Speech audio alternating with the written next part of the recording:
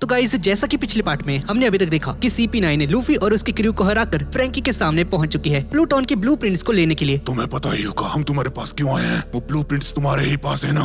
तुम्हें कैसे पता चला? क्या आइसबर्ग ठीक है? हमने उसे कब का मार दिया है। मैं तुम्हें कुछ नहीं देने वाला, समझ गए ना। और लूची फ्रैंकी के ऊपर एक जोरदार हमला करके इसे पीछे दीवार में भिड़ा देता है। दीवार टूट जाती है और इन सभी को सामने एक कमरा दिखाई देता है जिसके अंदर एक फोटोग्राफ पड़ी थी। लूची उस फोटो को देखने ही वाला होता है। रुक जाओ, तुम उसे नहीं छू सकते, तुम्हारा उसे छूने का कोई हक नहीं है। अब इसके बाद हम 22 साल पहले का एक फ्लैशबैक देखते हैं। फ्रैंकी अपनी बैटलशिप के साथ एक बड़े से मॉन्स्टर के साथ फाइट कर रहा होता है, पर वो मॉन्स्टर फ्रैंकी को मार के इसे दूर आइसबर्ग के पास फेंक देता है। ये सब देखकर आइसबर्ग फ्रैंकी को एक पंच मारता है। तुम ये बेकार की शिप कब तक बनाते रहोगे फ्रैंकी? क्या बोला? बेकार का काम? हाँ, ये बैटलशिप बहुत ज्यादा ताकतवर थी, समझ गए ना। तुम्हें इन्हें छोड़कर मेरी हेल्प करनी चाहिए फ्रैंकी। और तभी टॉम यहाँ पर आ जाता है जिसने हवा में ही एक पूरी की पूरी शिप खड़ी कर दी। चलो हमारा काम तो हो गया, चलो घर चलते हैं। और ये देखकर ये दोनों हैरान रह जाते हैं। अब इसके बाद ये सभी लोग इसके घर पर आ जाते हैं। सभी लोग खाना खा रहे थे और टॉम फ्रैंकी से पूछता है कि आज इसने कैसी बैटलशिप बनाई। बहुत ही अच्छी थी वो। है, झूठ मत बोलो, ठीक है ना। वो बहुत ज्यादा बेकार थी और टिक नहीं पाई थी, तो अपना मुंह बंद रख ले, ठीक है ना। टॉम ये देखकर हंसने लगता है और तभी दादी कुकरो यहाँ पर आ जाती है। मैंने सुना कि वाटर 7 में कस्टमर ना मिलने की वजह से सभी शिपराइट्स काफी ज्यादा परेशान हैं। वैसे सब कुछ पायरेट किंग के वन पीस के बताने के बाद से शुरू हो गया। हर तरफ पायरेट ही पायरेट्स फैल गए हैं, इसलिए कोई भी वाटर 7 तक नहीं आ पाता है और साथ ही जो लोग सामान लेने के लिए बाहर जाते हैं उन्हें पायरेट्स बीच में ही रोक देते हैं। ये सब सुनकर फ्रैंकी टॉम से कहता है कि टॉम सन, मुझे पायरेट की शिप बनाना सिखा दीजिए। पर मैं देखना चाहता हूँ कि तुम सब लोग क्या बनाते हो। चाहे जो भी हो, तुम जो भी बनाओ वो जैसी भी बने, हमेशा उस पर गर्व करना बच्चों। इसके बाद रात हो जाती है और फ्रैंकी टॉम से कहता है कि आप नहीं सोने वाले? मैं एक जरूरी काम पर काम कर रहा हूँ और अगर ये काम कर गया तो जानते हो क्या होगा,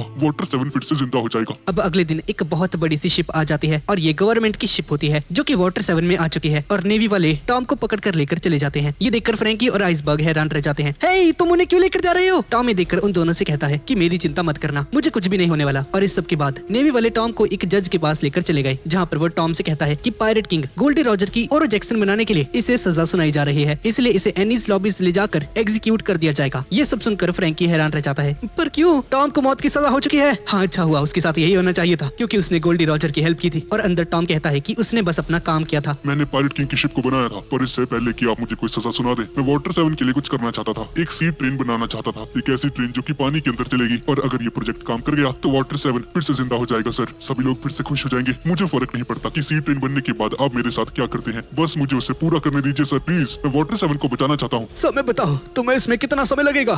जी सर, पूरे 10 साल लगेंगे। ठीक है, जाओ और उसे शिप को बना सकते हो। मैं 10 सालों के लिए तुम्हारी सजा को माफ करता हूँ। टॉम खाना खा रहा होता है। देखा तुमने, मैं फिर से बच गया। ये सुनकर आइसबर्ग कहता है कि टॉमसन, आपने पायरेट की गोल्डी रॉजर का शिप बनाया और अब आप उस ट्रेन को बनाने के बारे में सोच रहे हैं। आप तो सही में कमाल के निकले। ठीक है, मैंने खाना खा लिया, मैं जा रहा हूँ। तुम्हें क्या हो गया फ्रैंकी? मैं बहुत ज्यादा गुस्से में हूँ। गोल्डी रॉजर की शिप अकेली थी जो कि ग्रैंड लाइन के आखिरी तक जा पाई थी। तुम इसका मतलब समझे? वो दुनिया की सबसे बेहतरीन शिप थी। टॉमसन, जिन्होंने इतनी ज्यादा अच्छी शिप बनाई, उन्हें सजा क्यों दी जा रही है? वाटर 7 के लोगों ने भी बहुत ज्यादा बुरा भला कहा, जबकि वो खुद एक बोट तक नहीं बना सकते। वो सभी लोग ऐसा कैसे कह सकते हैं? अरे इतना मत सोचो बच्चे। और फ्रैंकी यहाँ से चला जाता है और आइसबर्ग टॉम से कहता है कि माफ करना, वो कुछ ज्यादा ही कह देता है कभी कभी। कोई बात नहीं, ऐसे मत बोलो। वो एक अच्छा शिपराइट है। जब मैं उसे सबसे पहले मिला था तो उसे देखकर मैं बहुत ज्यादा चौंक गया था। उसने बस कबाड़े का यूज करके ही एक बहुत बड़ी कैनन बना दी थी और बाद में उसने मुझसे कहा कि टॉमसन, मुझे अपने ग्रुप में ले लो। मुझे मेरे पापा ने छोड़ दिया और उसके पापा ने उसे कहा था कि वो किसी काम का नहीं है। पर इतना सब कुछ होने के बावजूद भी फ्रैंकी बहुत ज्यादा स्ट्रॉन्ग था। अगर तुम दोनों मिल जाओ और साथ में काम करो तो पक्का आगे चलकर तुम मेरे नाम को रोशन जरूर करोगे। पर फिलहाल के लिए सारी बातें छोड़ दो, चलो चलकर ट्रेन पर काम करना शुरू कर दिया जाए। और इस सभी के बाद ये लोग तैयारी में लग जाते हैं उस ट्रेन को बनाने की। सभी ने हेल्प की लेकिन फ्रैंकी ने नहीं की। पर बाद में जब उसने टॉम के बारे में सोचा कि टॉम कितनी ज्यादा मेहनत कर रहे हैं तो वो भी हेल्प करने लगा। उस ट्रेन को बनाने के लिए इन सभी ने बहुत सालों तक काम किया, बहुत बार फेल भी हुए, पर इन सभी ने हार नहीं मानी और काम करते रहे। कभी कभी पटरियां ही टूट जाती और कभी कभी ट्रेन ही नहीं चलती थी, कभी कोई जानवर सामने आ जाता, पर इस सभी लोग मेहनत करते रहे और आखिरकार वो दिन आ ही गया। सी ट्रेन बन जाती है। सभी लोग उसे देखते ही रह गए। टॉम और इन सभी के लिए ये एक बहुत बड़ी जीत थी। सभी लोग बहुत ज्यादा खुश थे। इसके बाद हम वापस से प्रेजेंट में आ जाते हैं। अच्छा, मैं समझ गया। तो ये वही जगह है जहाँ पर पहले टॉम का ऑफिस हुआ करता था। यहाँ से चले जाओ, समझ गए ना? लूची सारी चीजों को तोड़ना शुरू कर देता है। तभी खलीफा यहाँ पर आ जाती है और फ्रैंकी को अपने हथियार से पकड़ लेती है और लूची फ्रैंकी को एक लात मार देता है और फ्रैंकी पहले की बातों को याद करने लगता है जहाँ पर टॉम फ्रैंकी से कहता है, फ्रैंकी तुम बीच में मत आना, चाहे कुछ भी हो जाए। इसके बाद हम वापस से एक फ्लैशबैक में जाते हैं 8 साल पहले का वाटर 7, जहाँ पर सभी लोग बातें कर रहे होते हैं और बोलते हैं कि बस 3 दिन और, जब पता चलेगा कि टॉम को आगे सजा दी जाएगी या उसकी सजा को माफ कर दिया जाएगा सी ट्रेन बनाने की वजह से। और तभी कुछ लोग यहाँ पर आ जाते हैं जो कि टॉम से कहते हैं, माफ करना, हमने तुम्हें तुम्हारे काम के बीच में डिस्टर्ब कर दिया। और तभी हमें फ्रैंकी और उसकी बैटलशिप को दिखाया जाता है जो कि सीधा जाकर इसी आदमी से टकरा जाती है। हाँ, तुम्हें कह रहा था, मैं CP5 से हूँ।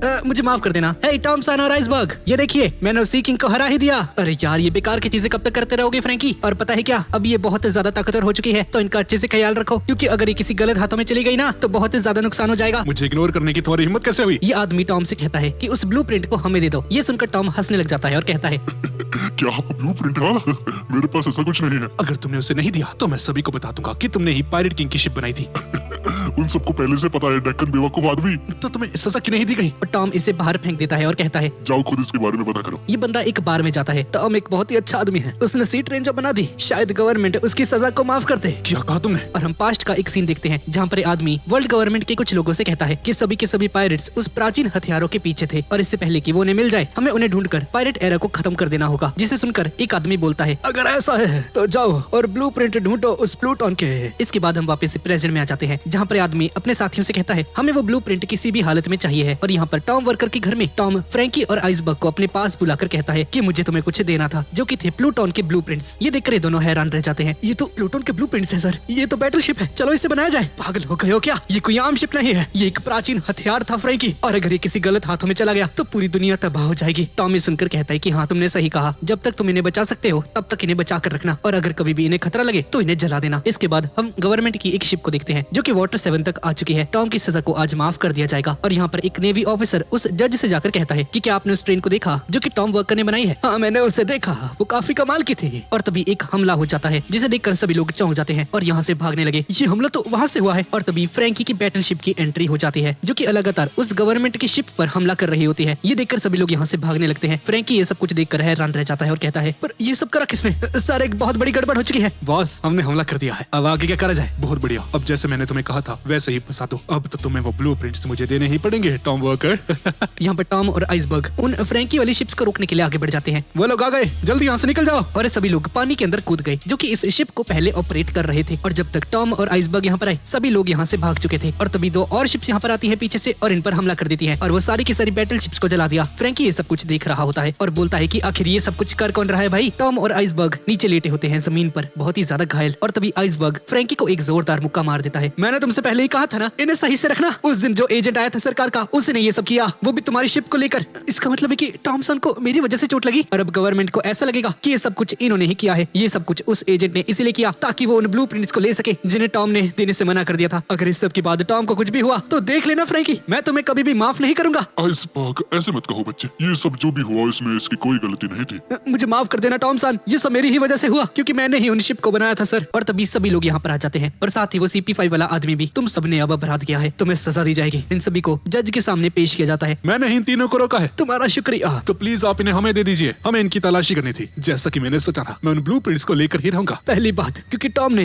इतनी बड़ी सी ट्रेन बनाई थी इसलिए इसे गोल्डी रॉजर की शिप को बनाने के लिए माफी मिलने वाली थी, तो तुमने ऐसा क्यों किया? जज साहब जी प्लीज बेकार की बातें करना बंद कर दीजिए। टॉम ने ऐसा कुछ नहीं किया है, ये सब कुछ इस CP5 वाले ने किया है। ये सब सुनकर ये सभी लोग हंसने लग जाते हैं और कहते हैं कि ऐसा हो ही नहीं सकता है। CP5 पहले से ही गवर्नमेंट के लोग हैं, वो हमला क्यों करेंगे? तुम सभी लोग रंगे हाथों पकड़े गए हो, तुम सभी को सजा दी जाएगी। पर हाँ फ्रैंकी, वो शिप तुम्हारी ही थी ना, है ना? फ्रैंकी बोलता है कि हाँ वो शिप मेरी ही थी, पर जो शिप ऐसा करे अपनों को ही खतरे में डाल दे तो मैं उन्हें अपनी शिप नहीं मानता। और ये सब सुनकर टॉम को बहुत ज्यादा गुस्सा आ जाता है और अपनी हथकड़ी को तोड़ देता है और फ्रैंकी को एक जोरदार मुक्का मार देता है। फ्रैंकी तुमने अभी क्या कहा? हाँ तुम उन शिप्स को अपना नहीं मानते? हाँ तुम ऐसा नहीं कह सकते। पर उसकी वजह से आपको और आइसबर्ग को चोट लगी। टॉमसन वो मेरी नहीं हो सकती। अच्छा तो यही होता कि मैं उन्हें कभी बनाता ही नहीं। सुनो मेरी बात फ्रैंकी, चाहे वो शिप कैसी भी हो फर्क नहीं पड़ता कि वो शिप पूरी की पूरी दुनिया को ही खत्म क्यों ना कर दे। इन सब से कोई भी फर्क नहीं पड़ता है। जिस चीज को तुमने बनाया है उस पर हमेशा गर्व करना बच्चे। ये सुनकर फ्रैंकी रोने लग जाता है और सभी लोग ये सुनकर चौंक जाते हैं। ये सब कुछ तुम्हारी वजह से हुआ। और ऐसा बोलने के बाद इस पर एक जोरदार मुक्का मार देता है और तभी पीछे सभी नेवी ऑफिसर्स टॉम पर बेहोशी वाली गोली का यूज करके इस पर हमला कर देते हैं। और गाइस इस CP5 वाले एजेंट का नाम स्पेंडम है। बहुत बढ़िया, इसे मार दो। और टॉम उस जज से कहता है कि सुनो आज से इस सारी की सारी जिम्मेदारी को मैं अपने सर पर लेता हूँ। जिसने हमला किया वो मैं था। फ्रैंकी और आइसबर्ग का इसमें कोई भी दोष नहीं है। पर आप ऐसा नहीं कर सकते, वो आप नहीं थे। टॉम बोलता है कि क्योंकि आज इसकी सजा को माफ कर दिया जाने वाला था तो उसकी जगह आज वाली सजा को माफ कर दिया जाए। तुम पर पहले से ही रॉजर की शिप को बनाने के लिए चार्जेस थे और इसकी सजा सीधा मरना ही है। ठीक है सर, मैं इसे एक्सेप्ट करता हूँ। जब मैंने रॉजर की मदद करी तो मुझे खुद पर गर्व था कि मैं एक पायरेट किंग की शिप को बना सका। मुझे अपनी शिप के ऊपर गर्व है सर। टॉमसन आप ऐसा नहीं कर सकते। सुनो मेरी बात फ्रैंकी, जैसा मैंने तुमसे कहा तुम कुछ भी बनाओ उस पर हमेशा गर्व करना, जैसा कि मैंने किया था। मुझे गर्व है अपनी शिप के ऊपर कि मैं रॉजर की शिप को बना सका और अगर आज मुझे मरना ही है तो मैं इसी गर्व के साथ मरना चाहता हूँ। मुझे फर्क नहीं पड़ता कि मैं यहाँ पर हूँ या नहीं, मैंने इस शहर को जिंदा कर दिया। फ्रैंकी और आइसबर्ग, मैंने अपने सपने को पूरा कर दिया है। टॉम नीचे गिर जाता है। आइसबर्ग, फ्रैंकी, योकोजुना, कोकरो, तुम लोग शुरू से ही मेरा परिवार थे। तुमने जो मेरे लिए किया उसके लिए तुम्हारा बहुत बहुत शुक्रिया। और स्पेंडम कहता है कि जाओ उसे पकड़ लो, मुझे उससे कुछ बात करनी थी। ये सुनकर जज कहता है कि रुक जाओ, ये हमारा काम है और मेरा फैसला है कि हम टॉम को एनिस लॉबीज ले जाकर उसे एग्जीक्यूट कर देंगे। कोकरो ये सब कुछ देखकर कहती है, सरकार इस हद तक गिर जाएगी, ये मैंने कभी नहीं सोचा था। टॉम ने तुम दोनों को बचा लिया, पर पता है क्या, जो भी अपराधी एनिस लॉबी ले जाया जाता है वो लौट कर कभी नहीं आता है। अगर वो दुनिया के सबसे ज्यादा अच्छे शिपराइट के साथ ऐसा करते हैं तो मैं उन्हें कभी भी माफ नहीं करूंगा। फ्रैंकी स्पेंडम पर एक जोरदार हमला कर देता है। नेवी वाले ये सब कुछ देखकर कहते हैं कि जाओ इस फ्रैंकी को पकड़ लो, पर फ्रैंकी यहाँ से भाग जाता है। यहाँ पर वो सी ट्रेन टॉम को लेकर एनिस लॉबी तक ले जाने लगती है और यहाँ पर एक बंदा स्पेंडम से कहता है, वो फ्रैंकी वो ट्रेन के सामने खड़ा है। और यहाँ पर हम देखते हैं कि फ्रैंकी उस ट्रेन के सामने खड़ा होता है। सुनो सी ट्रेन, जिसने तुम्हें बनाया है, तुम उसे मरने के लिए आगे कैसे लेकर जा सकते हो। उस ट्रेन पर हमला कर देता है, पर इसका कोई भी फायदा नहीं होता है। फ्रैंकी बोलता है कि चाहे कुछ भी हो जाए, मैं तुम्हें टॉम को नहीं लेकर जाने दूंगा। इसके बाद हम एक पास्ट का सीन देखते हैं। पास्ट के अंदर भी एक और पास्ट का सीन। क्या तुम्हें तुम्हारे पापा ने छोड़ दिया? अच्छा, अगर ऐसी बात है तो आज तुम मेरे परिवार में रहोगे। और प्रेजेंट में वो ट्रेन फ्रैंकी को एक टक्कर मारकर एनिस लॉबी की तरफ आगे बढ़ने लगती है, जिसकी वजह से फ्रैंकी बहुत ज्यादा जख्मी हो जाता है और जख्मी अवस्था में कहता है कि आज से मैं अपनी सारी की सारी चीजों पर गर्व करूंगा और आगे चलकर मैं एक ऐसी शिप बनाऊंगा जो कि कभी भी ना टूटे। टॉम सन, मैं आपसे वादा करता हूँ मैं ये सपना पूरा कर ही रहूंगा। इसके बाद हम वापस से प्रेजेंट स्टोरी लाइन में आ जाते हैं। ये लो बात करो। हाँ भाई, क्या हाल है कुटी फिल्म? वैसे मैंने कभी सोचा नहीं था कि तुम उस दिन के बाद भी बचे होगे, वरना मैं तुम्हें कब का एनिस लॉबीज ले जाकर मार देता। तुम हो कौन? क्या तुम्हें याद नहीं? ये मैं ही हूँ, वो CP5 वाला स्पेंडम, जिसने तुम्हें रंगे हाथों पकड़ा था। ये सुनकर फ्रैंकी चौंक जाता है। तुमने भी पहले एक अपराध किया था मुझे मार के, और अब तुम भी पकड़े गए हो तो तुम्हें भी एनिस लॉबीज ले जाकर मार दिया जाएगा। इसे भी यहाँ पर लेकर आ जाओ। और CP9 वाले फ्रैंकी को पकड़कर यहाँ से ले जाने लगते हैं। ए, रुक जा, तुम उसे नहीं लेकर जा सकते। और लूची उस सबको घूर कर देखता है, जिसकी वजह से उस सब की फट जाती है और कहता है, मैं कह रहा था कि आपके लिए कुछ खाना वगैरह पैक कर दूं क्या? स्प्रिंग रोल खाओगे या मोमोज? सर, यहाँ पर हम आइसबर्ग की बिल्डिंग को देखते हैं, जहाँ पर आइसबर्ग और पाउली अभी भी उस बिल्डिंग के अंदर है और चारों तरफ आग लगी हुई है और चॉपर भी उसी बिल्डिंग के अंदर है। और यहाँ पर एक जगह पर दो लोग आपस में बात कर रहे होते हैं कि एको लगुना जैसे खतरनाक टाइम पर भी ये सी ट्रेन आखिर किसको लेकर जा रही होगी। ये सुनकर दूसरा आदमी कहता है कि इसने नेवी वालों को बात करते हुए सुना कि कुछ लोग वाटर 7 के अंदर एक सीक्रेट मिशन पर आए थे और यहाँ पर अपनी पहचान को छुपा कर रह रहे थे। पर आखिर वो कौन हो सकते हैं पता नहीं, लेकिन जब वो यहाँ पर आएंगे तो खुद ही पता चल जाएगा। और यहाँ पर गैलीला कंपनी की बिल्डिंग में आग लग चुकी है और सभी लोग आग को बुझाने की कोशिश कर रहे हैं। और तभी ऊपर से चॉपर आइसबर्ग और पाउली को लेकर नीचे आ जाता है, जिसे देखकर सभी लोग चौंक जाते हैं। और चॉपर नामी को देखता है बहुत ज्यादा जख्मी हालत में। मुझे नामी को ठीक करना होगा। लेकिन इससे पहले कि चॉपर कुछ कर पाता, चॉपर खुद ही नीचे गिर जाता है। यहाँ पर हम काकू को देखते हैं। तुमने अभी तक इस बेकार से शिप को संभाल कर रखा है। मैंने तुमसे कहा था ना इसे ठीक नहीं किया जा सकता। उसे छूना मत। पर क्यों? ये शिप किसी कबाड़ के अलावा और कुछ नहीं है। लगता है इसको बाय बाय करने का समय आ चुका है, इसे जाने दो। और ऐसा बोलकर काकू एक लीवर को दबाने वाला होता है। उस सब इसे रोकने के लिए आगे बढ़ता है, पर खाली फाइस से पकड़ लेती है और इस तरफ काकू उस लीवर को दबा देता है और मैरी को उस जगह से नीचे गिरा देता है। वो सब ये सब कुछ देखकर रोने लगता है और पहले की बातों को याद करने लगता है कि मैरी ने कहा था कि इन्हें और भी ज्यादा आगे लेकर जाना चाहती है। और इस तरफ आइसबर्ग को होश आ चुका है, जिसे देखकर सभी लोगों की जान में जान आती है। शुक्र है आपको होश आ गया सर। ये सब कुछ उस रेनडियर वाले की वजह से हुआ है, पर मैंने सुना है कि वो स्ट्रॉ हैट पायरेट्स का एक क्रू मेंबर है। नामी भी उड़ जाती है। अब इसके साथ क्या किया जाए? प्लीज आप सभी लोग दूर चले जाइए, मुझे इस लड़की से कुछ बात करनी थी। और आइसबर्ग और नामी आपस में कुछ बात करने लगते हैं। मुझे माफ कर देना, मुझे रॉबिन के बारे में तुम्हें कुछ बताना था। क्या रॉबिन वाटर 7 में आने की बात बदल गई? हाँ सर, पहले तो वो अचानक से ही गायब हो गई थी और बाद में जब सांजी ने इसे ढूंढ लिया तो उसने बोला कि वो हमारे साथ और आगे तक नहीं जा सकती। इसलिए हमने फैसला किया कि हम रॉबिन के पास डायरेक्ट जाकर उसको इसके बारे में पूछेंगे। पर जब हमने उससे इसके बारे में पूछा तो उसने वापस से मना कर दिया हमारे क्रू को ज्वाइन करने के लिए, और उसने कहा कि उसने ये सब कुछ अपनी एक इच्छा को पूरा करने के लिए किया जो कि हमारे साथ रहकर कभी भी पूरी नहीं हो सकती थी। रॉबिन ने जो कुछ किया उसके पीछे एक बहुत बड़ा कारण था लड़की, पर उसे बताने से पहले मेरी बात सुनो। मैं और रॉबिन एक चाबी है उस प्राचीन हथियार प्लूटोन की। इसके बाद हम पास्ट का एक सीन देखते हैं, उसी टाइम का जब रॉबिन आइसबर्ग के कमरे में आई थी इसे मारने के लिए। और आइसबर्ग रॉबिन से कहता है कि कोई मुझे मार भी दे तब भी मैं ब्लूप्रिंट नहीं देने वाला। पर तुम ऐसा क्यों कर रही हो? तुम उस गवर्नमेंट की हेल्प कैसी कर सकती हो? मुझे बस अपनी इच्छा को पूरा करना था। ऐसी कौन सी इच्छा है तुम्हारी जो कि तुम इस दुनिया को तबाह करना चाहते हो? हथियार वो बस तबाही मचाते हैं, और अगर प्लूटन वापस आ गया तो सब कुछ तबाह हो जाएगा। क्या तुम भूल गई कि ओहरा में क्या हुआ था? इन सब के बावजूद भी तुम ये सब कुछ करना चाहती हो? हाँ, चुप रहो, तुम्हें ओहरा के बारे में कुछ नहीं पता। तुम्हें नहीं पता कि इस सरकार ने मेरी जिंदगी कैसे तबाह कर दी। अगर ऐसा है तो इस सरकार की मदद क्यों कर रही हो तुम? क्योंकि मुझे अपनी इच्छा को पूरा करना था, चाहे इसमें पूरी की पूरी दुनिया ही क्यों ना खत्म हो जाए, मुझे कोई फर्क नहीं पड़ता। CP9 ने मुझे 2 ऑप्शंस दिए, पहला स्ट्रॉ हैट पायरेट्स को मार देंगे और दूसरा मैं उनकी मदद करूं। 20 साल तक मैं सरकार से भागती रही, पर इस बार मैं ऐसा नहीं कर सकती। सरकार के पास बस्टर कॉल का ऑप्शन था। क्या बस्टर कॉल? ये क्या चीज है? हाँ, ये नेवी का सबसे ज्यादा खतरनाक अटैक होता है जो कि सिर्फ वाइस एडमिरल ही बुला सकते हैं। पर एडमिरल आउकी जी ने बस्टर कॉल की परमिशन दे दी है, और अगर मैं उनकी बातों को नहीं मानती तो वो सभी स्ट्रॉ हैट पायरेट्स को मार देते। और जब मैंने ये सुना तो मैं बहुत ज्यादा डर गई थी। मैं 20 सालों तक नेवी से भागती रही क्योंकि तब मेरे पास खोने के लिए कुछ नहीं था, इसलिए लोगों को धोखा देकर मैं आगे बढ़ती रही। पर इस बार मैं ऐसा नहीं कर सकती, क्योंकि जब मैंने अपनी जिंदगी से हार मान ली थी तब उसने और उसके दोस्तों ने मेरा साथ दिया। जो सपने मैंने पहले देखे थे वो सब मैंने उन सब के साथ पूरे किए। उन सब ने मेरे ऊपर विश्वास किया और मेरी इच्छा सिर्फ यही थी कि स्ट्रॉ हैट पायरेट्स सुरक्षित यहाँ से चले जाए। यहाँ पर आइसबर्ग नामी से कहता है कि उसने पूरी दुनिया को छोड़कर बस इन 6 लोगों को चूज किया जो कि थे स्ट्रॉ हैट पायरेट्स। मुझे पहले से पता था वो हमें कभी धोखा नहीं दे सकती। अब मैं सारी बातें सबको जाकर बताती हूँ। जैसे ही लूफी और बाकी सभी को इस बारे में पता चलेगा कि रॉबिन ने ये सब क्यों किया तो वो सभी लोग खुद ही ठीक हो जाएंगे। और यहाँ पर स्टेशन के ऊपर एक आदमी रॉबिन को देखकर कहता है 20 सालों से मैं तुम्हें ढूंढ रहा था। और सांजी भी इसी स्टेशन पर है। जाओ रॉबिन, अंदर जाकर बैठो। सांजी ये सब देखकर कहता है, देखकर तो ऐसा लगता है जैसे सभी लोग रॉबिन को धमका रहे हों और जब मैं उन्हें बचा लूंगा तो बहुत ज्यादा खुश हो जाएंगी।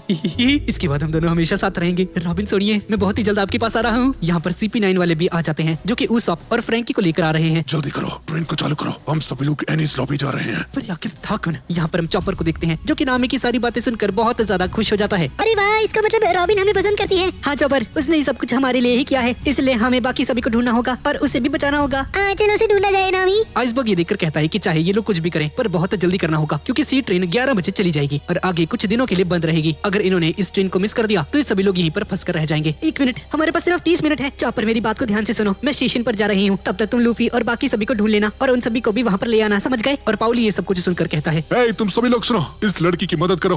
पर क्यों सर? स्ट्रॉ हैट पायरेट्स की इसमें कोई भी गलती नहीं थी, बल्कि इन सभी ने तो हमें बचाया था। जाकर इनकी मदद करो। पर काकू और लूची कहाँ पर गए? अपने घर जा चुके हैं और वापस कभी नहीं आएंगे। और ये सभी लोग नामी और चॉपर से माफी मांगने लगते हैं इनकी हरकतों के लिए और बोलते हैं कि हमें बताओ हम क्या कर सकते हैं इनके लिए, हम जो कर पाएंगे वो करेंगे। और सभी लोग यहाँ से निकल जाते हैं और नामी इन सभी से कहती है कि सभी लोगों को ढूंढो। तब तक नामी स्टेशन पर जा रही है। लूफी, जोरो भैया, उसॉप, तुम भी कहाँ पर हो? बाहर आ जाओ। रॉबिन तुम चिंता मत करना, हम तुम्हें बचाकर ही रहेंगे। और यहाँ पर स्टेशन के ऊपर तूफान आने की वजह से ट्रेन अब जल्दी निकलने वाली है तो लगता है मुझे अंदर जाना चाहिए। और अंदर हम खलीफा को देखते हैं। हमारा मिशन पूरा हो चुका है। जब तक हम सभी लोग सुरक्षित एनिस लॉबी नहीं पहुंचाते तब तक ये मिशन पूरा नहीं होगा। और यहाँ पर लूफी पहले की तरह ही फंसा हुआ है अभी तक। भाई ये क्या यार, ये लूफी को हमेशा फंसा देते हैं और ये एंड में आएगा अब और एंड में सबको मार देगा भाई। ये तो चीटिंग है यार। और ये जोरो भी किसी चिमनी के अंदर फंसा हुआ है। अरे यार मैं तो बस चल ही रहा था, मैं फंस कैसे गया? स्टेशन के ऊपर ट्रेन का कैप्टन लूची से कहता है थोड़ा सा जल्दी निकलना होगा। तो ठीक है, अब शुरू कर दो। और यहाँ पर हम रॉबिन को देखते हैं जो कि उसी ट्रेन के अंदर है और पहले की बातों को याद करने लगती है जब लूफी ने इससे कहा था, रॉबिन मैं तुम्हें यहाँ पर नहीं छोड़ सकता, मुझे जिंदा छोड़ना तुम्हारी सबसे बड़ी गलती थी, अब तुम्हें मुझे अपने साथ ही रखना होगा। तो फिर ठीक है, अब से तुम हमारे ग्रुप की एक मेंबर हो, तुम सभी चिंता मत करो। रॉबिन अच्छी है यार। और ये सब कुछ सोचने के बाद रॉबिन एक स्माइल करती है और वो सी ट्रेन भी शुरू हो जाती है और एनिस लॉबी की तरफ आगे बढ़ने लगती है। यहाँ पर नामी और पाउली थोड़ी देर बाद ये सभी लोग स्टेशन पर पहुंच जाते हैं। सांजी ट्रेन के अंदर चला जाता है और इससे पहले कि नामी ट्रेन को पकड़ पाती ट्रेन यहाँ से जा चुकी थी। नामी लेट हो जाती है। मुझे माफ कर देना। यहाँ पर स्टेशन पर काम करने वालों को दिखाया जाता है जो कि पाउली को नामी के साथ देखकर कहते हैं कि तो गेलीला कंपनी से था, तो इस वक्त इस लड़की के साथ क्या कर रहा है? और छुप छुप कर इनकी बातें सुनने लगते हैं पर पाउली इन्हें देख लेता है। माफ करो सर, हम तो बस घर ही जा रहे थे, आप इस लड़की को लेकर घर चले जाइए सर, मतलब अलग अलग अपने अपने घर जाइए। हाँ तुमने सही कहा, ये जगह बिल्कुल भी सुरक्षित नहीं रही। देखा तुमने कैसे मान गया वो? पक्का इन दोनों में कुछ चल रहा है, अभी दोनों साथ में घर जाने वाले हैं, पक्का कुछ होगा इन दोनों में। वो सरकार के लोग ज्यादा आगे तक नहीं गए होंगे। पाउली सर प्लीज हमें एक अच्छी सी शिप दिलवा दीजिए ताकि हम उनका पीछा कर सके। मेरी बात सुनो बच्चे, इस बार की एक्वा लगुना आज तक की सबसे ज्यादा खतरनाक होने वाली है, इसलिए चाहे तुम कुछ भी करो पर अभी यहाँ से नहीं जा सकती। और तभी एक आदमी यहाँ पर आ जाता है पीछे से। क्या तुम्हारा नाम नामी है? तुम्हारे लिए किसी ने एक लेटर छोड़ा है? नामी उस लेटर को पढ़ती है। पहले पेज पर बस एक लव लेटर था। ये क्या भाई, इस लड़की को लव लेटर मिल रहे हैं? नहीं, मुझे लगता है ये पाउली नहीं दिया है, पक्का इन दोनों का कुछ चल रहा है। शर्म नहीं आती अपने से इतनी छोटी लड़की पर क्रश करते हुए? सालों मुझे घूर क्यों रहे थे तुम? हाँ क्या लग रहा है तुम्हें? और नामी उस लेटर को पढ़ती है। ये लेटर सांजी की तरफ से था और इसमें लिखा हुआ था कि इसने रॉबिन को उस ट्रेन के अंदर देखा और सांजी उस ट्रेन के अंदर जा चुका है और उस ट्रेन के अंदर उसॉप और एक नीले बालों वाला आदमी भी था जो कि और कोई नहीं बल्कि फ्रैंकी है। और दूसरा आदमी इसे उस लेटर के साथ एक स्नेल भी देता है। नामी सान, ट्रेन के अंदर एक स्नेल तो होगा ही, इसलिए मैं उसका यूज करके आपको कॉल करूंगा और मैं चाहता हूँ कि आप इसे हमेशा अपने साथ रखें, आपके प्यारे सांजी की तरफ से, सिर्फ आपके लिए। अच्छा तो वो इस पर कॉल करेगा? हाँ सांजी भी वहीं पर है। ठीक है, अब हम सीधा एनिस लॉबी जाएंगे। थोड़ी देर बाद चॉपर भी यहाँ पर आ जाता है। सांजी भी वहीं पर है, अब हमें सिर्फ लूफी और जोरो को ढूंढना है। यहाँ पर हम सांजी को देखते हैं जो कि एक बंदे को मारकर पीछे गिरा देता है और बाकी सभी इस पर गन तान देते हैं। कोई जाकर CP9 को इसके बारे में बताओ, कोई ट्रेन में आ चुका है? चिंता मत करो, ऐसे छोटे मोटे लोगों को तो मैं ही देख लूंगा। मैं हूँ जेरी जो कि बॉक्सिंग का चैंपियन है। और बंदा सांजी पर हमला कर देता है पर सांजी इसके अटैक्स को आसानी से डॉज कर लेता है। तुम कितने स्लो हो? ये इसलिए था क्योंकि मैं बहुत ज्यादा बड़ा हूँ, पर इस बार ऐसा नहीं होगा। सांजी इसे मारकर इसका मुंह को चल देता है और यहाँ पर सभी लोग जोरो और लूफी को ढूंढ रहे हैं और तभी बारिश शुरू हो जाती है। कुकुरो-सान ने नोटिस करती है कि पूरा समुद्र सूख चुका है, जिसका मतलब है कि इस बार की एक्वा लगुना बहुत ज्यादा खतरनाक होने वाली है। तभी नामी यहाँ पर आ जाती है और एक चीज को देखकर हक्की बक्की रह जाती है। वो तो अरे हाँ ये तो वही है ना, तुम्हारा वो दोस्त पायरेट किंग। और नामी तेजी से जाने लगती है लूफी को बचाने के लिए।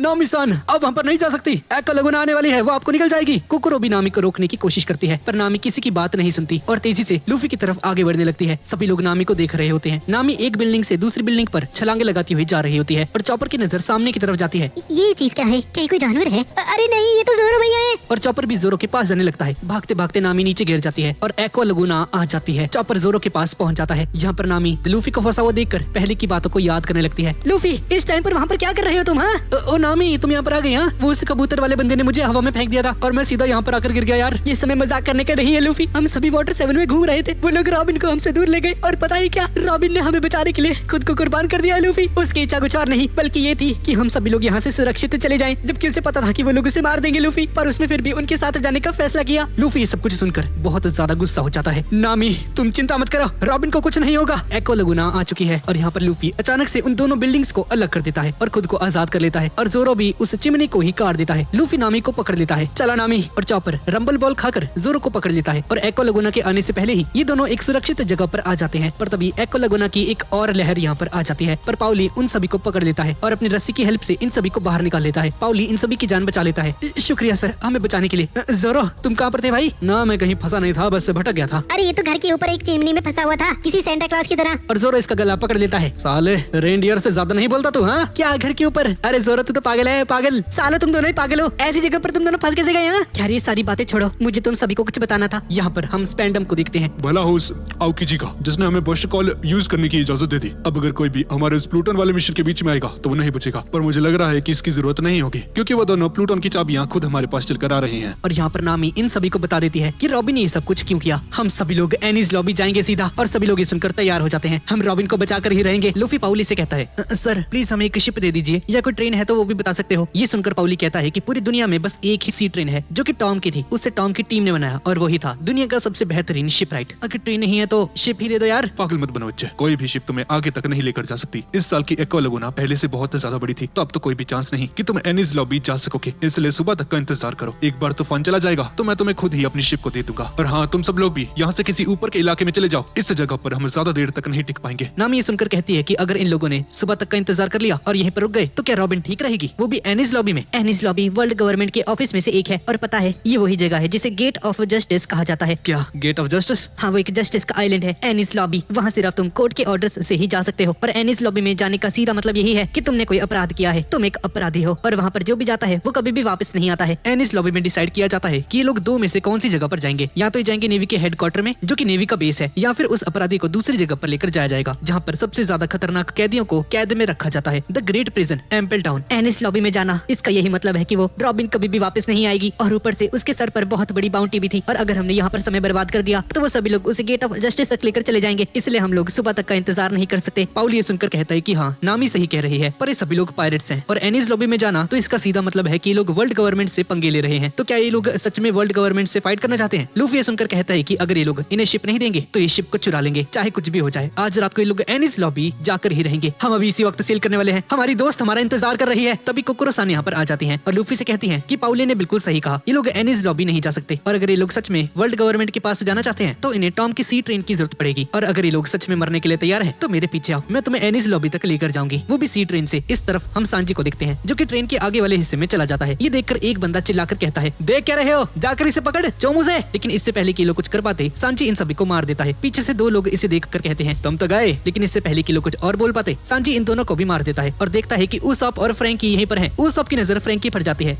सांजी, तुम यहाँ पर क्या कर रहे हो? ये तो मुझे पूछना चाहिए उसॉप, तुम यहाँ पर क्या कर रहे हो? और तभी सांजी की नजर एक ट्रांसपॉन्डर स्नेल पर जाती है। आखिरकार मैं अब नामी सान से बात कर पाऊंगा। ओह उसॉप, ये कौन है? मैं हूँ वाटर 7 का राजा फ्रैंकी। और सांजी ये सुनकर इसे एक जोरदार लात मार देता है। राजा होगा अपने घर पर होगा तो ही है फ्रैंकी, है ना? उसॉप सांजी से कहता है कि बंदा बुरा नहीं है, इसने मैरी को भी बचाया था। मुझे अभी इसी वक्त बाहर निकालो। नहीं, मैं तुम्हें नहीं निकालने वाला, तुमने ही हमारे पैसे लिए थे, है ना? और तभी इन दोनों के बीच में एक लड़ाई शुरू हो जाती है जिसकी वजह से आगे वाले हिस्से का एक नेवी ऑफिसर उठ जाता है जिसका नाम है टी-बोन। यहाँ पर कोकोरो-सान को देखते हैं जो कि कहती है कि 8 साल हो चुके हैं इस कमरे को खोले हुए और देखते हैं कि दरवाजा पहले से ही खुला हुआ था। और लूफी अपने सामने एक बहुत बड़ी सी ट्रेन को देखता है। टॉम ने 2 सी ट्रेन बनाई थी पर ये सी ट्रेन खराब थी, इसलिए उसने इसे यहाँ पर रख दिया। इसका नाम है रॉकेटमैन। ये देखकर लूफी एक्साइटेड हो जाता है और तभी आइसबर्ग इस ट्रेन में से बाहर निकलता है। आइसक्रीम सान, आप यहाँ पर? आइसबर्ग लूफी को देखकर स्माइल करता है और कहता है, तो तुम्हारी दोस्त ने बिल्कुल सही कहा था कि तुम बिल्कुल ठीक हो जाओगे। आइसबर्ग ने इस ट्रेन को ठीक कर दिया। तुम जा सकते हो, पर मैं इसकी गारंटी नहीं ले सकता कि तुम बचोगे या नहीं। आपका शुक्रिया सर। और तभी फ्रैंकी के साथी भी यहाँ पर आ जाते हैं। हमने सुना कि आप लोग एनीज लॉबी जा रहे हैं, प्लीज हमें भी लेकर जाइए, हमें अपने भैया को बचाना है। पर क्या तुम्हें याद नहीं तुमने हमारे साथ क्या क्या किया था? ये सभी लोग शर्म के मारे अपने सर को नीचे कर लेते हैं। प्लीज हमें माफ कर दीजिए, हमारा फ्रैंकी के अलावा और कोई नहीं है। मैं आपसे भीख मांगता हूँ, प्लीज मुझे भी अपने साथ लेकर चले चले जाइए। ये सुनकर सभी लोग खुश हो जाते हैं और सी ट्रेन चलने लगती है। पर हम देखते हैं कि पाउली भी उसी ट्रेन में होता है। सी ट्रेन एनीज लॉबी के लिए निकल जाती है और तभी सी ट्रेन नीचे जाने लगती है। हम सभी लोग अब बाहर निकलने वाले हैं, तो कसकर पकड़ लो। ये सभी लोग वाटर 7 से बाहर निकल जाते हैं और फ्रैंकी के लोग भी अपनी बोट को सी ट्रेन के साथ जोड़ लेते हैं। ट्रेन नीचे समुद्र में पटरी पर आ जाती है। सभी लोग कसकर पकड़ना। सी ट्रेन अपनी पूरी रफ्तार से चलने वाली है। दादी स्पीड बढ़ा देती है पर ऐसा नहीं हो पाता। चिमनी ये सब देखकर कहती है कि बढ़िया दादी, आप बहुत नजदीक थी। हाँ तुमने सही कहा, लेकिन एक सेकंड, तुम वहाँ ऊपर क्या कर रही हो? जल्दी करो, नीचे आ जाओ। और तभी चिमनी ट्रेन पर अटक जाती है। लूफी भी यहाँ पर आ जाता है और कुकरो लूफी से कहती है कि इन दोनों को लेकर अंदर आ जाए, हम बस पटरी पर आने ही वाले हैं। पर इससे पहले कि लूफी इन दोनों को अंदर लेकर आ पाता, सी ट्रेन ऊपर आ जाती है और लूफी और चिमनी दोनों फ्रैंकी के साथियों के साथ जाकर टकरा जाते हैं। और यहाँ पर हम उन्हीं दोनों नमूनों को देखते हैं, वही स्टेशन वाले लोग जो कि ये सब देख रहे हैं और कहते हैं वो ट्रेन पटरी के ऊपर आ गई। चलो ये सब आइसबर्ग को बताते हैं। यहाँ पर आइसबर्ग को देखते हैं जो कि पहले की बातों को याद करने लगता है। इसके बाद हम 8 साल पहले का फ्लैशबैक देखते हैं जहाँ पर दादी कोकरो आइसबर्ग से कहती हैं कि सुनो, तुम्हारा दोस्त कुटी फ्लेम वो मर गया। उसने ट्रेन को रोकने की कोशिश की पर ऐसा नहीं कर पाया। अब सिर्फ तुम ही बचे हो जो कि टॉम का सपना पूरा करोगे। मुझसे वादा करो कि तुम सबसे ज्यादा बढ़िया शिपराइट बनोगे, बस टॉम के लिए। और आइसबर्ग सुनकर कहता है हम ये करके ही रहूंगा। और आइसबर्ग ने मेहनत करनी शुरू कर दी ताकि वाटर 7 और उन ब्लूप्रिंट्स को बचा सके। इसके बाद इसने गलीला कंपनी की स्थापना की और साथ ही इस टाउन का मेयर भी बन गया। पर एक दिन फ्रैंकी वापस आ जाता है और फ्रैंकी आइसबर्ग से कहता है कि सुनो आइसबर्ग, मैंने सुना कि तुमने गवर्नमेंट की हेल्प की, वो भी उनके लिए एक शिप बनाकर। आइसबर्ग ये सुनकर कहता है कि तुम तो चुप ही रहो, ये सब तुम्हारी ही गलती थी, तुम्हारी ही वजह से ये सब कुछ हुआ। और मुझे यकीन नहीं होता तुम्हारे पास चेहरा दिखाने की हिम्मत आती कहाँ से है, वो भी उस दिन के बाद। मुझे तो लगा था कि तुम मर गए। चाहे कुछ भी हो जाए मैं तुम्हें कभी भी माफ नहीं कर सकता। वैसे ये सब छोड़ो, ये लो वो ब्लूप्रिंट्स मैंने और अपने साथ नहीं रख सकता, और क्योंकि सभी को लगता है कि तुम मर चुके हो, ये ब्लूप्रिंट्स तुम्हारे पास सुरक्षित रहेंगे। और हाँ, अपना नाम भी बदल लेना। फ्रैंक ये सुनकर कहता है कि तुम ऐसा नहीं कर सकते। अगर तुम पर किसी ने हमला कर दिया तो क्या होगा? उससे बढ़िया होगा कि इन्हें जला दिया जाए। क्या तुम्हें मुझ पर भरोसा है? हाँ मुझे भरोसा है, इसलिए मैंने तुम्हें उन्हें दिया। मैं इन्हें नहीं जला सकता। टॉम सान इसे बचाते बचाते मर गए। मैं नहीं चाहता कि उनकी मेहनत बेकार हो जाए। सुनो फ्रैंकी, मुझे तुम पर पूरा भरोसा है, तुम इसे ठीक से रख सकते हो। रोने लगता है। मैं खुश हूँ कि तुम जिंदा बच गए। फ्रैंकी कहता है कि पागल आइसबर्ग, तुम रो क्यों रहे हो? मैं जो करना चाहता हूँ वो करके ही रहूंगा। और प्रेजेंट में आइसबर्ग कहता है फ्रैंकी क्या तुम ठीक हो दोस्त? और ट्रेन के अंदर लूफी चिमनी को लेकर अंदर आ चुका है। पाउली भी यहाँ पर आ जाता है और फ्रैंकी के साथी कहते हैं पाउली वैसे वो दुश्मन थे कौन? तुम चिंता मत करना, हम बिल्कुल नहीं चौंकने वाले। और पाउली बताता है कि वो थे लूची, काकू, खलीफा और ब्लूनो, वो सब इनके दुश्मन बन चुके हैं अब। ये सुनकर ये सभी लोग हक्के बक्के रह जाते हैं। तुमने कहा था कि तुम नहीं चौंकोगे। और लूफी कहता है अब इन सभी को मिलकर काम करना होगा अपने दोस्तों को बचाने के लिए। और ये सभी लोग आपस में हाथ मिला लेते हैं। तो ठीक है चलो आगे बढ़ते हैं। और सामने से एक्वा लगुना आ रही है और तभी सांजी का कॉल भी आ जाता है। और इस तरफ हम टी बोन को देखते हैं जो कि एक नेवी ऑफिसर को देखकर कहता है कि सुनो, तुम्हें इतनी ज्यादा चोट कैसे लगी? ये सब कुछ एक कीड़े की वजह से है सर। ये सुनकर टी बोन अपने कपड़े को फाड़ देता है। ये लो इसे बांध लो, मैं नहीं चाहता कि हम में से किसी को भी चोट लग जाए। तभी एक नेवी ऑफिसर यहाँ पर आ जाता है। टी-बोन सान, पिछले काट के दोनों लोगों को किसी ने मार दिया है और वो कैदी भी भाग गए हैं सर। ये सुनकर टी बोन हक्का बक्का रह जाता है। क्या कहा तुमने? जल्दी उन्हें ढूंढो। और यहाँ पर सांजी नामी से कहता है नामी सान, यहाँ की हालत बहुत ज्यादा खराब है। रॉबिनसन अभी भी उन्हीं सभी के कैद में है। और यहाँ पर सभी लोग कैनन्स फायर करके एक्वा लगुना को रोकने की कोशिश कर रहे हैं पर इसे कुछ भी नहीं होता है। और फ्रैंकी का एक साथी एक बहुत बड़ी कैनन निकाल लेता है और उसे एक्वा लगुना की तरफ शूट कर दिया पर इससे भी कुछ नहीं होता। रुको मत, फायर करते रहो। यहाँ पर कुकरो दारू पीना शुरू हो चुकी है और कहती है चाहे कुछ भी हो जाए अब हम नहीं बचने वाले। तो बेवड़ी तू तो कर ले कुछ।